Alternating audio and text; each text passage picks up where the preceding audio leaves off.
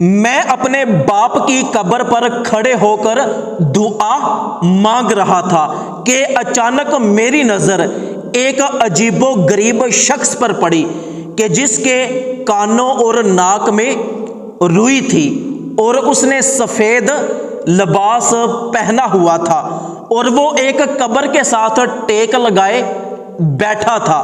اتنے میں ایک اور بوڑھا شخص قبرستان میں آیا اور ایک قبر کے اوپر کھڑے ہو کر دعا مانگنے لگا۔ یہ عجیب و غریب شخص اپنی جگہ سے اٹھا اور اس کی طرف چل پڑا۔ جب وہ اس کے پاس پہنچا تو اس سے کچھ باتیں کرنے لگا، لیکن وہ بوڑھا شخص دعا مانگنے میں مصروف تھا، گویا کہ اسے یہ عجیب و غریب حالت میں شخص نظر نہیں آ رہا تھا۔ دعا مانگنے کے بعد وہ بوڑھا شخص وہاں سے چل پڑا۔ اس نے اس کی ایک بات بھی نہیں سنی۔ یہ عجیب و غریب شخص اس کے پیچھے دوڑا، لیکن وہ وہاں سے چلا گیا۔ اس کے بعد یہ عجیب و غریب حالت میں جو شخص تھا وہ قبرستان میں کھڑے ہو کر رونے لگا۔ کچھ دیر بعد ایک اور شخص قبرستان میں آیا، وہ بھی ایک قبر پر کھڑے ہو کر دعا مانگنے لگا۔ یہ عجیب و غریب شخص کہ جس کے کانوں میں اور ناک میں روئی تھی اور اس کے جسم کے اوپر سفید لباس تھا، یہ اس کے پاس گیا اور اس سے بھی باتیں کرنے لگا۔ کافی دیر اس سے باتیں کرتا رہا، لیکن اس نے بھی اس کی کوئی بات نہیں سنی، جیسے کہ اس بندے کو یہ عجیب و غریب شخص نظر نہ آ رہا ہو۔ وہ بھی دعا مانگنے کے بعد چلا گیا۔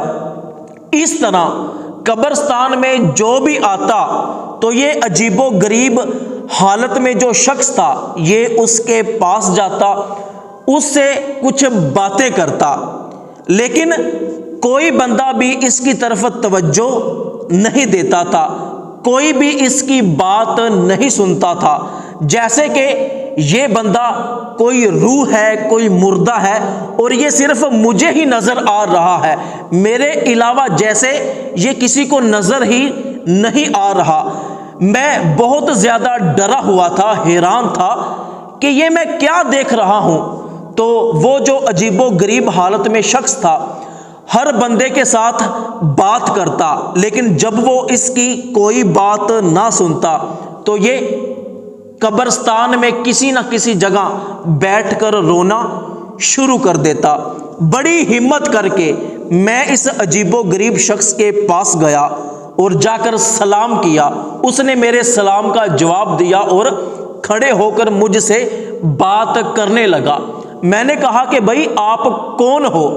اس نے کہا کہ میں 2 سال پہلے مر گیا تھا اور میں قبرستان میں ایصال ثواب ڈھونڈ رہا ہوں۔ تو میں نے کہا کہ میں نے ایک عجیب و غریب بات دیکھی ہے کہ جو بھی قبرستان میں آتا ہے تو اس کے پاس جاتا ہے اور اسے کچھ کہتا ہے، لیکن وہ تجھے کوئی جواب نہیں دیتا، گویا کہ تو کسی کو نظر ہی نہیں آتا، گویا کہ تیری کوئی بات سنتا ہی نہیں، یہ کیا ماجرا ہے؟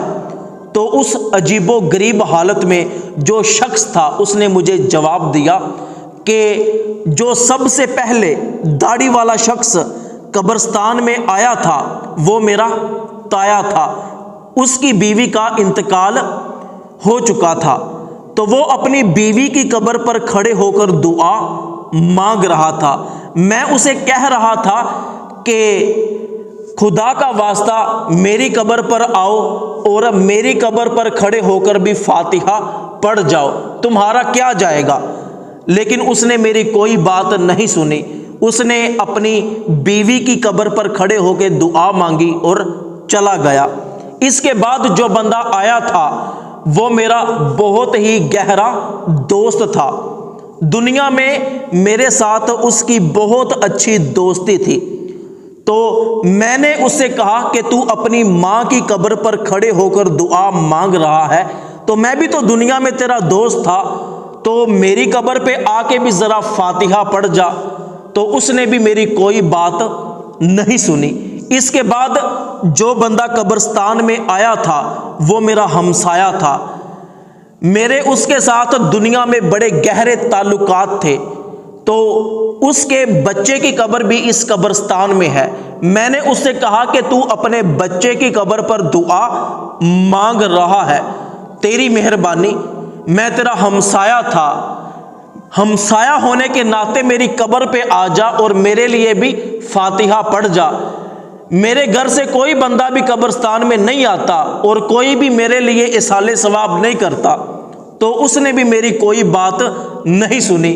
اس طرح سارے محلے والے قبرستان میں آتے ہیں اور اپنے اپنے عزیزوں کی قبروں پہ کھڑے ہو کے دعا مانگ کر چلے جاتے ہیں، تو کسی نے بھی میری قبر پر کھڑے ہو کے فاتحہ نہیں پڑھی۔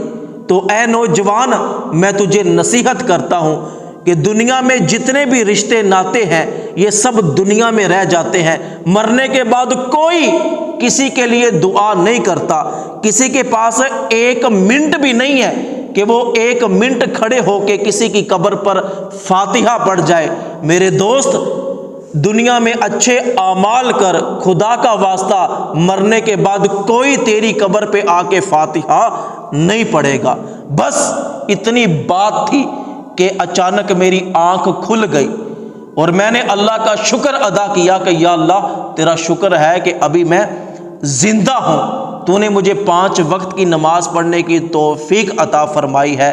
تو اس طرح مجھے اچھے اعمال ہی دنیا میں کرنے ہوں گے۔ تو دوستو، ہمیں بھی دنیا میں رہتے ہوئے اللہ پاک کی عبادت کرنی چاہیے۔ نبی کریم صلی اللہ علیہ وآلہ وسلم نے ارشاد فرمایا کہ عقل مند وہ ہے جو دنیا میں رہ کر اپنی قبر کی تیاری کرتا رہتا ہے۔ تو صدقہ جاریہ کی نیت سے اس ویڈیو کو اپنے تمام جاننے والوں تک ضرور پہنچائیے گا۔